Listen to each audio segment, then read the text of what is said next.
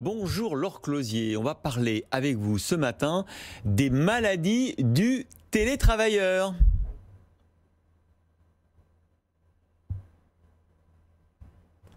Ah, je n'entends pas Laure Closier.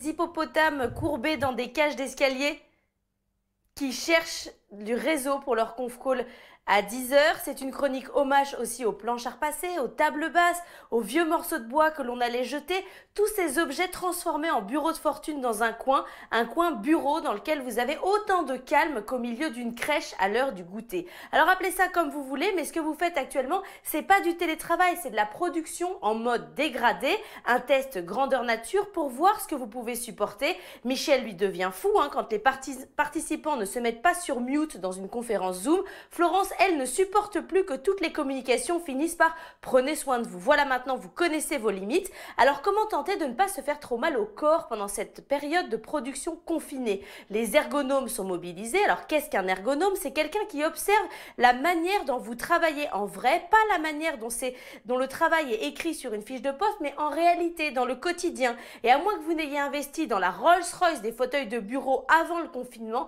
eh bien c'est sûr, vous êtes mal installé. Vous êtes nombreux à faire les vautours, penchés sur vos ordinateurs, les épaules relevées. C'est que votre écran est trop bas, nous explique Océane Français. Elle est ergonome. Il faut rehausser votre écran avec des livres pour garder le dos droit et minimiser l'inclinaison de la nuque. Les livres, les jeux de société peuvent faire un bon support d'appoint pour surélever votre écran. Essayez d'avoir les yeux au niveau de la webcam pour avoir l'écran un petit peu en dessous. Les ergonomes se sont mobilisés comme d'autres professions. Ils ont fait un collectif d'ergonomes solidaires. Vous pouvez les appeler. Ils répondent gratuitement aux questions des managers et des salariés sur les postures, mais aussi sur les questions d'organisation ou de concentration. Conclusion, oui, vous travaillez mal, mais pour la phase 2 du confinement, peut-être que vous pouvez faire mieux.